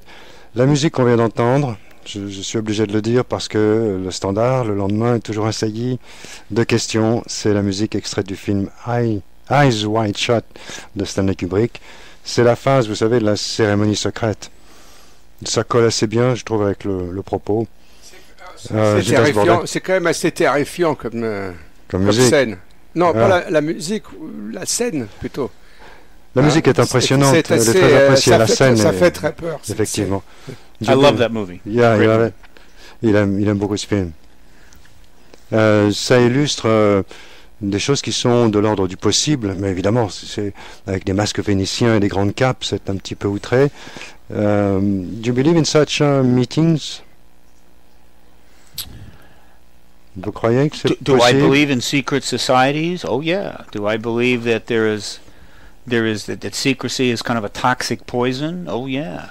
And do I think that in Europe, now I don't know my history too well, but all I know is that back in the, I don't know, 12th century, 13th century, the kings of Europe became very concerned about the secret Knights Templar group and their power. And so they basically laid waste to them, right? I think this was, what, the Merovingian slaughter or something like that? Every once in a while, you have to purge yourself of secrecy. I believe that post-disclosure, we're going to see a substantial reform of the influence of secret groups in human culture. Oui, je demandais à Stephen Bassett s'il pensait que ces scènes montrées par Stanley Kubrick étaient réalistes. Il nous dit que les sociétés secrètes ont existé de tout temps, en remontant aux Mérovingiens, bien sûr, mais ça fait partie des choses dont il faudra évidemment dont il faut périodiquement se débarrasser, et l'époque post-divulgation ne devrait pas manquer de purger un peu cette ambiance. Revenons à la question posée juste avant Eyes Wide Shut, dont Stephen Bassett a eu la traduction de Relation between ETs and Government. La question était, est-ce que se pourrait-il que cette non-divulgation est que l'une des raisons, en tout cas, ça serait des accords secrets, passés secrètement avec des aliens extraterrestres, with aliens. Yeah. I don't think there is evidence beyond a reasonable doubt of any formal agreements between any government and extraterrestrials, but there are stories and there are some accounts that have been presented, but it's not conclusive. But if there is an agreement with ETs that we shouldn't disclose, then the ETs are violating that agreement all the time, because their presence, they're constantly being seen coming and going, and everything else they're doing is pushing the disclosure movement forward. So if such agreement exists, the ETs certainly aren't honoring that agreement. Stephen Bassett nous dit, je ne pense pas qu'il existe une entente, qu'il existe des accords particulièrement entre les ET et ce gouvernement ou d'autres. Cela dit, il y a de nombreux récits qui vont dans ce sens, mais rien ne permet de les établir de manière certaine, de les prouver. En tout cas, si, nous dit-il, les ET avaient passé quelconque accord avec le gouvernement, ils seraient en permanence en train de violer cet accord à force de se montrer comme ils le font. Gildas Bourdet. I would like to drop in a little comment on this. J'aimerais commenter. There may be a third third way. There's always a third way. Il y a toujours une troisième voie. Oui. Qui serait, I say it in French first, Sure. Qui serait qu'il y a effectivement des accords secrets, mais que les choses changent, et que en fait il y aurait une politique de divulgation progressive. Ah, et oui. ça expliquerait le nombre croissant d'observations. There might be secret agreements, but which would also lead to progressive uplifting of secrecy, which would explain the increasing number of observations around the world. Who knows? Occam's razor says that the ETs are pursuing an agenda. They know what they're doing. They don't need to cut deals with humans. So I'm going to my model. It does not include formal agreements with humans and human societies. Plenty of contact has taken place. I mean, Lord knows the reports of contact are in the hundreds of thousands. But formal agreements, I don't think so. But the fact is, I'm sure we will not know the truth of that until after disclosure. And if it's true, that will be one of the more interesting exopolitical matters to discuss post-disclosure. Would be the treaties that have been signed with the ETs without any input from the world's citizens. So I'm sure that'll be an interesting week on the cable news channels when that comes out. I look forward to that. Oui, de toute façon, Gildas, il n'y aura pas moyen de le savoir avant que la divulgation soit intervenue, parce qu'on verra à ce moment-là que des éventuels documents auraient été signés, et ce serait assez troublant, ça ferait la une des médias. J'ai une autre petite idée. He's got another idea. Another idea, which is that la quatrième voie. There is no agreement, but some of these extraterrestrials, aliens, who look after us, they live with us some time, you know, to grow up, but they are pushing you. Right. Oui, le fait peut-être qu'il y a des aliens qui nous surveillent, mais qui mettent de la pression gentiment, mais que la pression, ils font comme Stephen Bassett, ils mettent de la pression eux aussi. Oh, they put pressure as exopolitic movement do. Here's the analogy I like to use. You're a parent and you have a 13-year-old child. And you know that your job is to somehow get this 13-year-old kid to the age of 20 without the kid driving into a tree or getting thrown in prison or 1,000 other things that teenagers might do, because they're old enough to be a real problem and not young enough to know what's going on. And you don't have the option of saying to the kid, look, I need you to stay at 15 for a while. Just stay at 15 because I need some time to work up a plan, you know. The kid's going to go to 20 and that's it. And so I think that's one way to look at it. They have no choice. We have a certain amount of time to get through this. We need to do it. Alors, une image favorite que Stephen Bassett aime employer, c'est celle de parents qui ont un ado de 13 ans au foyer et qui s'efforcent de faire tout le bien nécessaire pour l'amener à terme à ses 20 ans sans qu'il ait pu commettre des bêtises irréparables, percuter un arbre, mettre le feu à la maison, oui, ou se prendre 5 ans de prison. Donc, ils n'ont pas moyen, ces parents, de se dire c'est bien, là tu vas rester à ton âge, à l'âge de tes 15 ans, dans le confort et l'aisance et nous rassurer. Non, les choses avancent et il y a 7 ans à courir, il faut qu'il avance. We must get going, we must grow. Well, we got the bomb. We used the first bomb in 45. We've made 20,000 of them since then. We're making great advancements in creating biological weapons. We have a certain amount of time to get our act together and mature, or we're going to destroy the whole shebang. I mean, that'll be the ball game. It's just the way it is. I mean, you have to grow up. You hand a bazooka to a 13-year-old, and something really bad is going to happen. And so you've got to mature, and you have a certain amount of time to do it. And I think that's what's going on, but I can't prove it. It's just a guess. Oui, nous avons, comme tout le monde le sait, la bombe atomique. Depuis, on en a fabriqué 20 000. On a perfectionné le système. De chaque côté. On a perfectionné nos moyens de destruction avec les armes biochimiques, bactériologiques, etc. Donc, c'est comme si on remettait un lance-roquette entre les mains d'un ado. Il devient urgent qu'il grandisse avant de commettre l'irréparable. L'environnement. La bombe environnementale. The environment. No, there's that too. I mean, we've pushed the environment. We've overpopulated the planet. Et on a surpeuplé la planète. Effectivement, on a des problèmes avec l'environnement. Je profite une dernière question, une dernière question que j'ai notée sur le forum, question d'auditeur, puisque Monsieur Bassett parlait de networks tout à l'heure.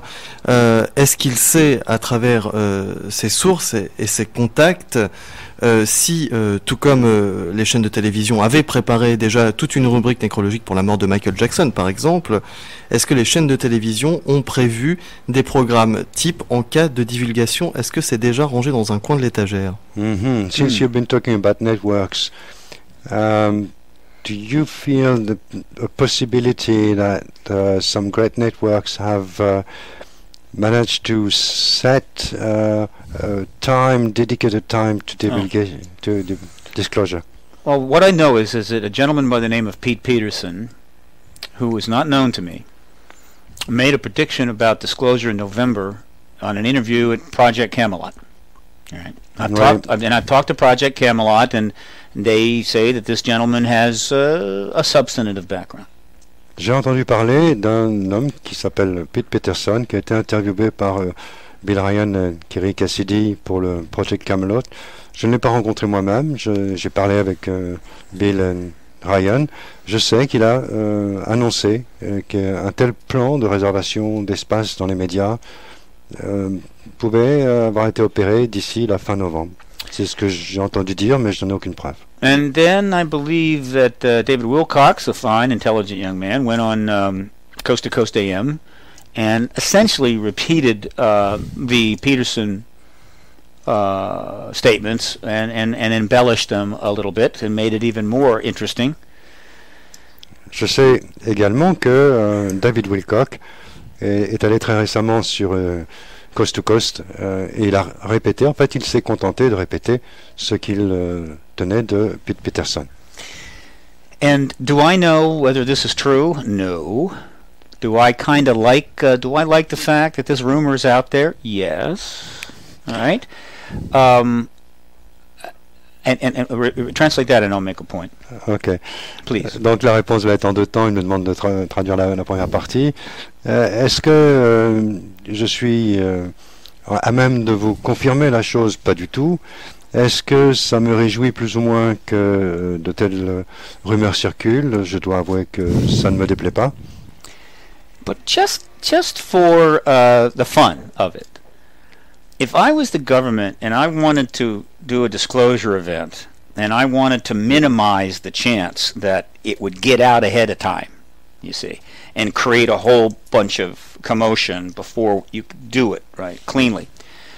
One way to do it would be to set the date, right, for a certain date, and then have it released somewhere else that there is a date, right? There's something going on, and let that, but not in the main, not New York Times, but I mean out, you know, on coast to coast, or whatever, and so that it kind of works its way until it's discounted. And so then if anything leaks out as you approach that day, people go, it was just the rumor. And then you don't do it on that day. You do it maybe a week before or a week after. And so you've sort of inoculated yourself against a real leak. Now that amuses me, you know, but it points out that the problem they face of doing a clean disclosure event is not easy. And I appreciate the difficulty, but they'll have to do it regardless. Oui, donc il s'amuse à considérer que s'il était à la place du gouvernement, il envisagerait peut-être assez tranquillement de faire une sorte de fuite vaccinale avec une fausse date afin de pouvoir aménager plus tranquillement l'espace de la véritable divulgation. C'est un jeu de l'esprit parce que il n'a pas d'éléments pour en juger autrement. Mais enfin, ça l'amuse assez d'y penser de cette manière. And having said that, if I was the U.S. government and I had to schedule a disclosure date, I would schedule it on a Friday afternoon around 4 o'clock Eastern Time, right? Mm-hmm. On a Friday, between the Thanksgiving holiday and the December holiday, Christmas holiday, right? And that would guarantee that people, well, first of all, you do it late on Friday, so you miss the news cycle, and the market's closed for the next 2 days, and that's good. And then you do it between the holidays because people are going, great, the ETs are here. I gotta shop for Christmas, you know. Alors peut-être pour adoucir le choc, kind of soften the process. Yeah. Right. Yeah. D'ici, j'avais un conseil à donner au gouvernement. Pour le choix du jour de la divulgation, je leur dirais, voilà, le mieux, tout bien réfléchi, ce serait un vendredi, il serait 16h, 4h de l'après-midi, l'heure de la côte Est. Un vendredi parce que c'est à ce moment-là que Wall Street va fermer pour 2 jours, et donc ça causera moins de remous, et également, j'irais situer le temps exact entre Thanksgiving, la fête de la dinde, si l'on peut dire, et la fête de Noël. Et donc les gens seraient là apprenant la nouvelle, mais se disant, bon, c'est une chose, ok, les ET sont là, mais j'ai quand même les courses à faire pour mes cérémonies, mes invitations à la maison. Actually, let me change that. You'd have to do it Friday evening. Non, plutôt le vendredi soir. About 7, 8 o'clock, maybe even 8:30. Because if you do it earlier, People are going to be getting the news on their radio as they're driving home from work, and you're going to have car crashes all over the United States. Bon, alors pour éviter les embouteillages, finalement, non. Je crois qu'il est préférable d'attendre la fin de l'après-midi le vendredi, 7h, 8h le soir, afin que ceux qui rentrent chez eux, entendant la nouvelle à la radio, ne créent pas des embouteillages. Okay. That's free advice. Very Yes. good. My advice to the administration. It's all Très free. bien, très I bien. charge nothing. I want nothing. Voilà, mon conseil gratuit aux autorités sur le jour et l'heure et la période à choisir. Avez-vous d'autres questions? Alors, attendez, on peut en bricoler quelques-unes. Alors, d'autres questions peuvent arriver sur le forum de la radio. Alexandre garde un œil sur le forum. Ceux qui nous écoutent en direct sur le web ou sur Ustream peuvent se ruer sur le forum dans cet espace, et nous avons encore 30 minutes à peu près, another 30 minutes to go. So more questions are welcome. Now, I would like to say this while we have time, that this talking tour has been so successful, again, because of the host. I mean, this tour has cost me hundreds of dollars. It would normally cost thousands and thousands of dollars, but I have hosts that have made it possible. That I'm very likely going to try to plan a southern European tour in January, with the idea of starting in Portugal, which would be for them over here, right? Coming in Portugal, southern Spain, southern France, maybe a trip to Paris, and then possibly into Switzerland, southern Switzerland, the Italian side, down into Italy, central Italy, over to Greece, and then possibly one of the Eastern European countries, and finish up in Turkey. If I can find the host, and I will be starting that process, and some conferences to hook up with, and continue engaging Europe. We have I'm sorry. Let me stop there. Cette tournée européenne, c'était une première tournée. Je rappelle que Stephen Bassett n'était jamais venu à Paris. C'était une première tournée européenne, et elle a si bien fonctionné. Elle aurait dû coûter quelques milliers de dollars que je n'avais pas. Heureusement, tout s'est très bien passé parce que la prise en charge était assurée par chacun des groupes ou des individus qui m'hébergeaient successivement. Donc ça coûtait très peu à chacun, et en fait tout ça a été réalisé pour une poignée ou quelques centaines de dollars. Donc si tout cela fonctionne aussi bien, on l'a constaté, et puisqu'on l'a constaté, j'envisage à partir de janvier prochain, de faire une tournée d'Europe du Sud, et je commencerai par le Portugal. C'est à l'état de projet, bien sûr. Je visiterai l'Espagne, l'Italie, la Suisse et la Grèce, et peut-être, pourquoi pas, finir en Turquie. And the most important short-term project of PRG now is the factsonwashington.org. The most important long-term project is the Exopolitics World Network. Alors, le projet à court terme, c'est bien sûr le projet essentiel de mener à bien l'opération du million de fax. Et le projet à long terme, c'est de bâtir ce réseau exopolitique mondial. It's based at exopoliticsworld.net and is now up to 20 countries, many of which are European. Alors sur le site web exopolitics.net, on a la liste des 20 pays qui ont chacun produit un site web, commençant par Exopolitique. It's all volunteer. Someone wants to host the Exopolitics site for their country, and they approach PRG. We'll tell them how to do it, and it's their site, and we would like to increase the number of European countries by at least 10 more as soon as possible. Alors nous souhaitons voir s'ajouter 10 autres pays. C'est assez simple à faire. Dans chaque pays, des volontaires qui veulent monter un site de manière totalement bénévole s'adressent au site du Paradigm Research Group, de PRG, et on leur explique comment faire, comment monter un site. And at exopoliticsworld.net, you can see which of the countries are already active and which ones are waiting. And so you might, consider starting a site for your country, or you can help with other countries, because many of these other countries have teams now that are working on administering the website. Alors il suffit de se rendre sur le site exopolitique.net pour voir quels sont les pays actuellement actifs qui ont ouvert un site web. Ceux qui ne l'ont pas encore ouvert, ça peut vous inspirer. d'ouvrir le vôtre, soit de rejoindre une équipe qui maintient déjà un site existant. And I'd like to mention that the latest site that came on board was Exopolitics Ireland, ministered by Barry Tweedy. Welcome, Barry. And we also have a Facebook group page, Exopolitics WorldNet and United States Network group page, that anybody can join, and we want you to do that if you want to be made aware of this growing movement. Alors le dernier pays en date, c'est donc tout récent, c'est l'Irlande avec Barry Tweety, qu'il salue au passage, et Stephen Bassett signale également qu'il y a un autre moyen de piloter l'ensemble, c'est Facebook, où il anime un groupe sur Facebook. What's sufficient is to type Exopolitik on Facebook and join the group?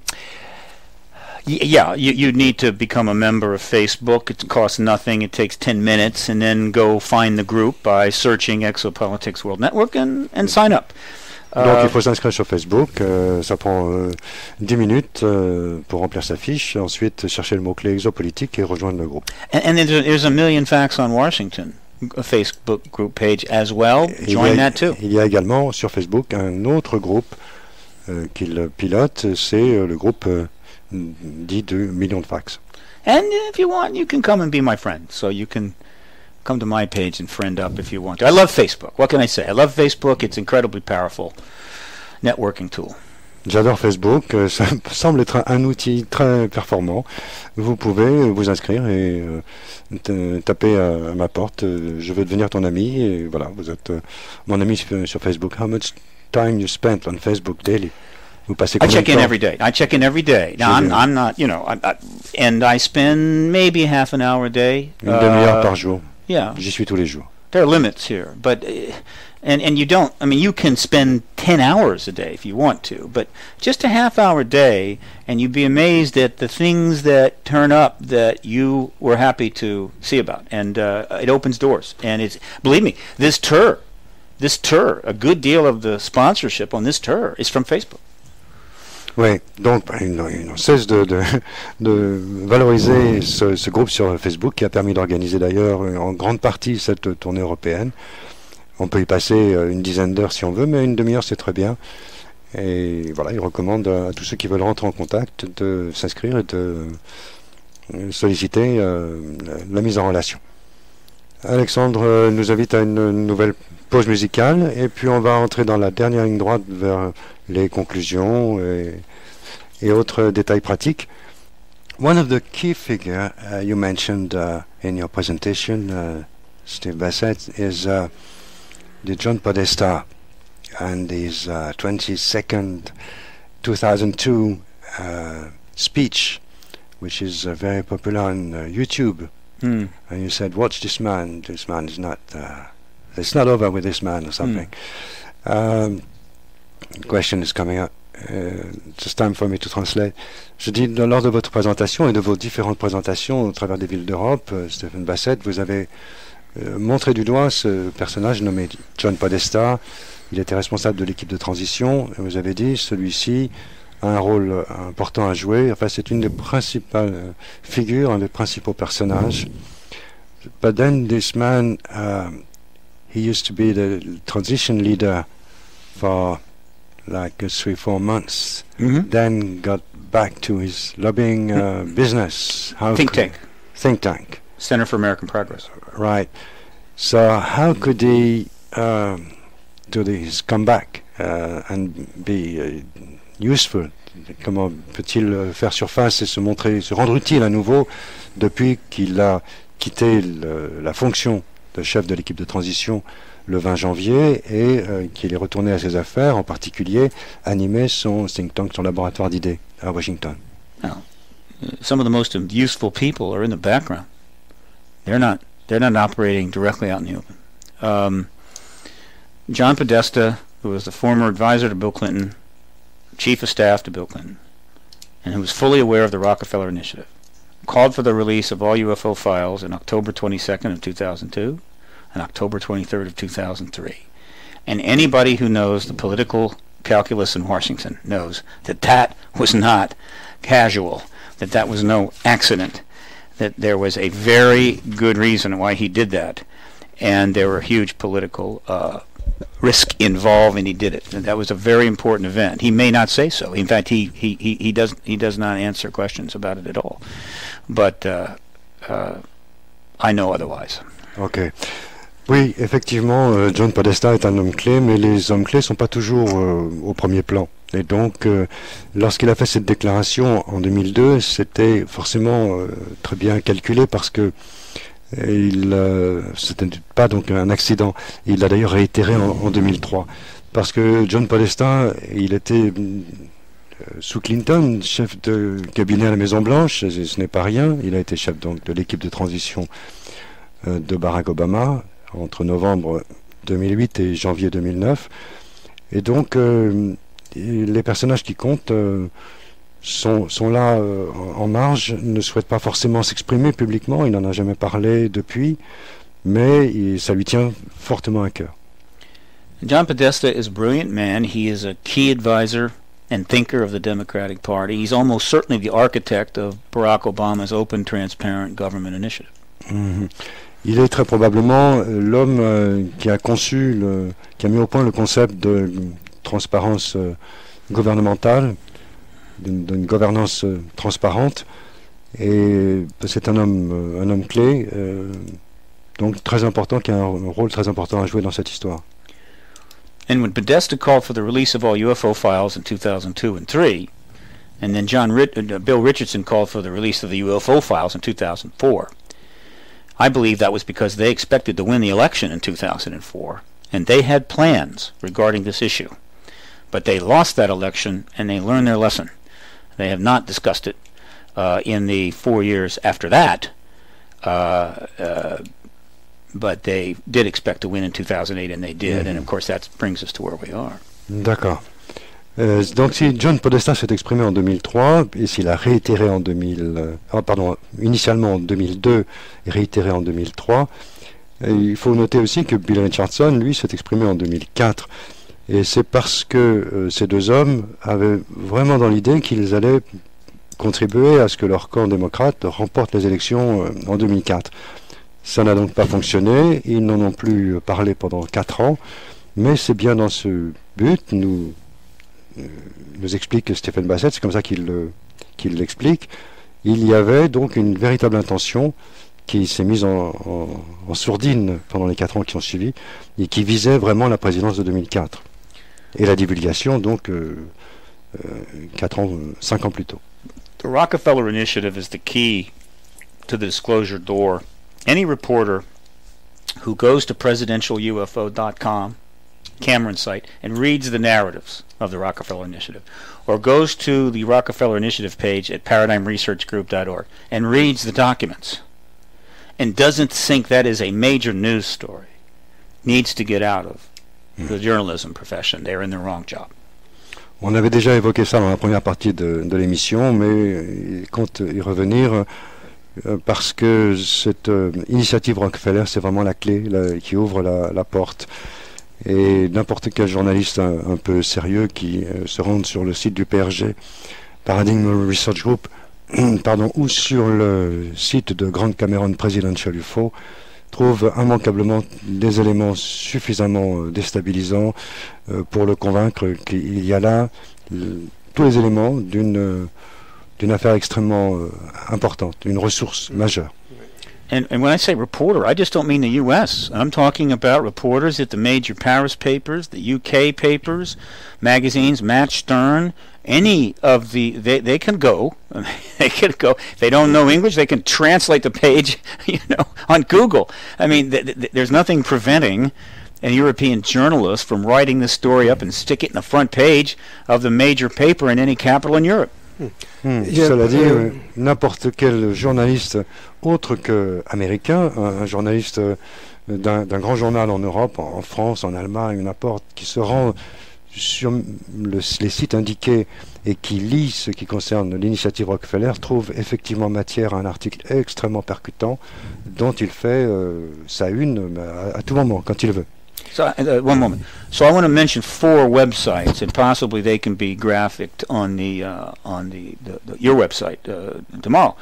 4 websites: presidentialufo.com, paradigmresearchgroup.com, paradigmresearchgroup.org, BarackObamaUFO.com, HillaryClintonUFO.com. Those 4 sites. Go there and you will see why this particular matter is something that is going to very likely be the issue that breaks the truth embargoes back. Alors, Stephen Bassett nous recommande, puisqu'on en est à la conclusion et aux données pratiques, nous recommande 4 sites en particulier, 4 sites web à visiter. Difficile de les épeler à l'antenne, ça serait un peu laborieux, mais il s'agit de Presidential UFO en un seul mot, .com, celui donc de Grant Cameron. Ces 4 adresses figurent en permanence sur le forum de la radio, à condition de chercher un petit peu. Ils sont exposés sur OVNI USA et ils seront rappelés, groupés sur le forum de la radio à nouveau. Le deuxième, c'est paradigmresearchgroup.org, paradigmresearchgroup en un seul mot.org. Il s'agit également de Hillary Clinton UFO.com. Et le troisième est Barack Obama UFO, which is a little less popular. It's not very active at the moment, but it might get more active after this show. It does exist. Oui. Il a le mérite d'exister et voilà, il pourrait se mettre soudainement en activité. Donc BarackObamaUFO.com. Voilà les 4 sites qui lui semblent principaux à visiter. Les 2 premiers étant les plus chargés de ressources pour intéresser les journalistes. Oui, Gildas Bordet. Oui, un petit commentaire pour la France. Ce que nous observons, oui, je vais traduire. I say it in French first and translate. Nous observons, je pense que Didier va être d'accord, c'est que depuis quand même quelque temps, un regain d'intérêt pour les ovnis dans les médias. Il y a quand même un certain nombre d'émissions de télévision, pas toutes bonnes, mais quelques-unes sont bonnes. De meilleure qualité. De meilleure qualité. Donc le niveau remonte après des années de traversée du désert. Le niveau remonte petit à petit.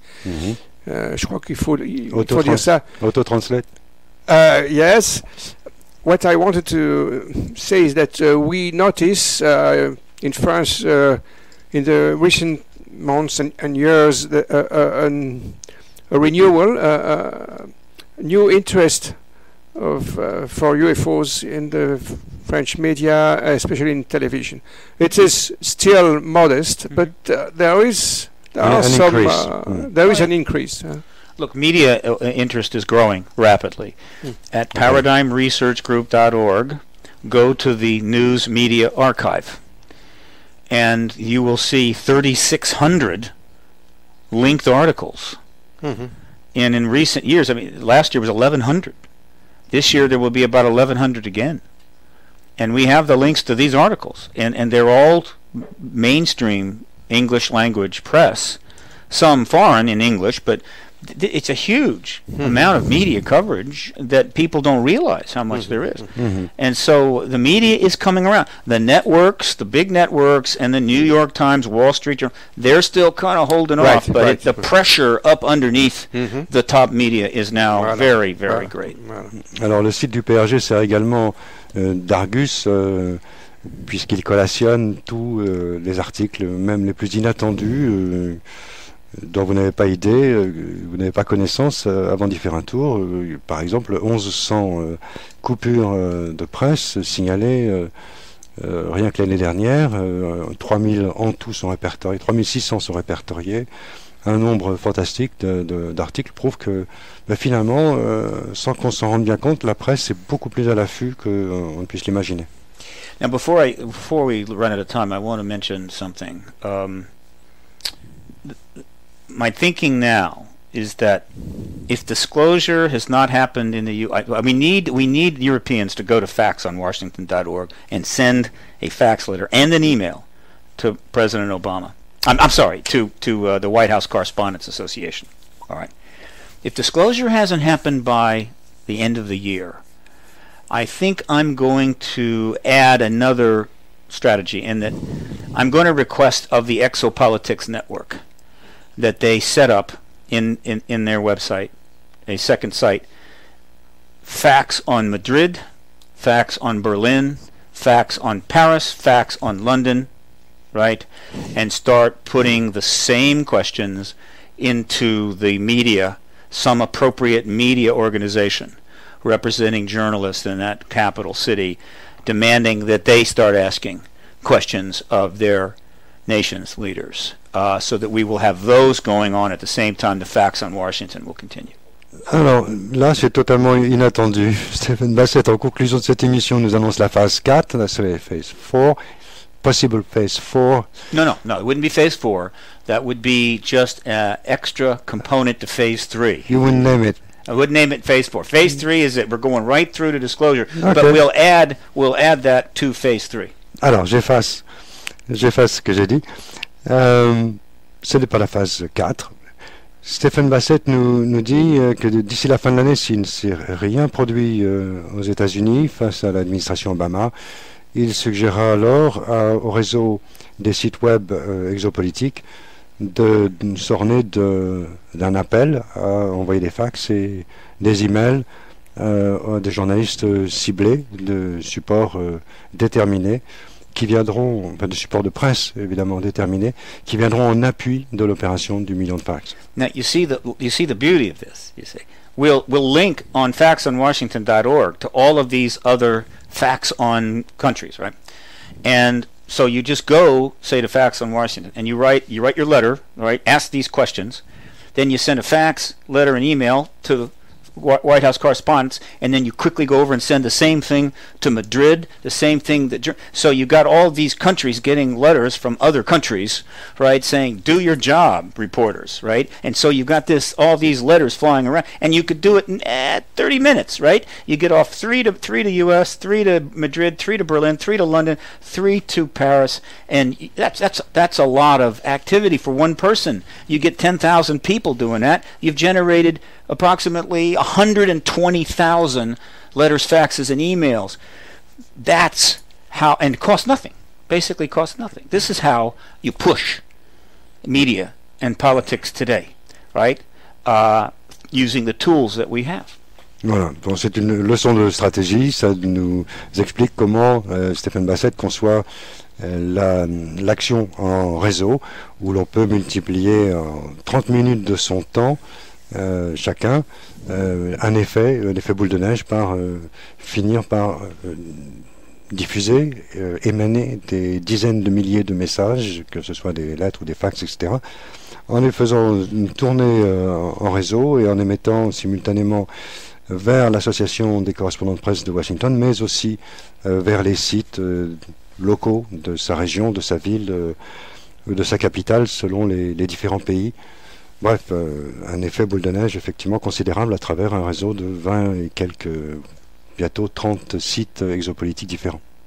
But until the end of the year, I want to keep the focus like a magnifying glass right on the Washington Correspondents Association, everybody pointing that one place.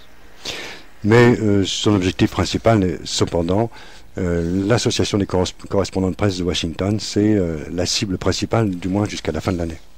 Now, by the way, the White House has never acknowledged that it's gotten a single letter, right? The White House Correspondents Association has never acknowledged they've gotten a single letter. When Robert Gibbs was asked by Ryan in Seattle about the correspondence, he said nothing. When Billy Cox of the Sarasota Herald Tribune contacted the White House Correspondents Association about this correspondence, they wouldn't return his emails or his phone calls. And he's a reporter, all right? Because, you see, they can't say anything. The moment they even acknowledge they're getting this correspondence, 100 questions are coming straight at them. And so they're sitting there holding on, hoping, I hope nobody finds out about this correspondence. Well, that's that chance of that. It's only a matter of time. Alors, bon, c'est carrément le moment de la conclusion et assez humoristique en même temps, c'est que Stephen Bassett nous dit que toutes les tentatives qu'elles aient émané de Billy Cox, bien qu'il soit lui-même journaliste, auprès de l'association des journalistes accrédités à la Maison-Blanche, que ce soit la Maison-Blanche elle-même, aucune source n'a voulu confirmer avoir reçu la moindre lettre. Parce que si il le faisait ainsi, dès le moment où la Maison-Blanche ou l'association des journalistes, chacune de son côté, voulait bien reconnaître qu'elle avait reçu effectivement du courrier, ça susciterait immédiatement quantité d'autres questions, les questions cruciales à laquelle ils préfèrent ne pas faire face tant qu'ils ne se sont pas déclarés prêts à le faire. I hope that their unwillingness, their silence about this correspondence is because they're trying to keep a calm sea prior to the disclosure event. I hope that is the case. But if it's because they're thinking they're going to stonewall this much longer, well, that's not going to work. So let's be positive. They're being quiet because they want to be able to disclose without a whole lot of advanced confusion and turmoil. Alors là, il y a deux possibilités. Soit ils ignorent délibérément en pensant que ça s'éteindra de soi-même. Et là, ils n'ont aucune chance parce que la détermination est très forte d'aller jusqu'au bout. Soit ils sont assez embarrassés de ne pouvoir confirmer qu'ils aient reçu la moindre lettre parce qu'en réalité, ils préfèrent choisir le moment opportun, le calendrier qui leur est propre pour procéder à cette divulgation. And Robert Gibbs, who is the press secretary, obviously knows about the correspondence going into the White House and the correspondence going into the White House Correspondents Association. So he's kind of in a tough spot. I happen to think he's a good guy. I really like Robert Gibbs. He's a good guy and he's a good press secretary. He is in a tough spot, and I apologize to him in advance for any discomfort. But this will, of course, have to resolve itself soon. Alors, Stephen Bassett nous dit: j'ai un peu de compassion envers Robert Gibbs, le porte-parole de Barack Obama, parce qu'on le met dans une situation très embarrassante d'avoir à assumer le fait de savoir pertinemment que des multiples courriers ont été envoyés tant à la Maison-Blanche que à l'Association des journalistes, et de devoir malgré tout ne pas l'évoquer.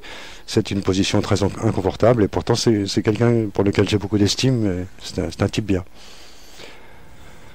Voilà, Stephen Bassett, I know that, I see that we're running out of time. It's been 2 hours now. I know we have a chance maybe to see you next January, February. Perhaps. You'll be trying again. Stephen Bassett, je vois qu'on est en train de boucler 2 heures d'émission ensemble. On a peut-être une chance de se voir à nouveau en France à l'occasion de la tournée d'Europe du Sud en janvier, février, je ne sais, prochain, 2010. One other thing. Part of my tour is I've been seeking some new financial support from people who can really make a difference, because many of the PRG backers in the U.S. got really hit hard by the financial collapse in October.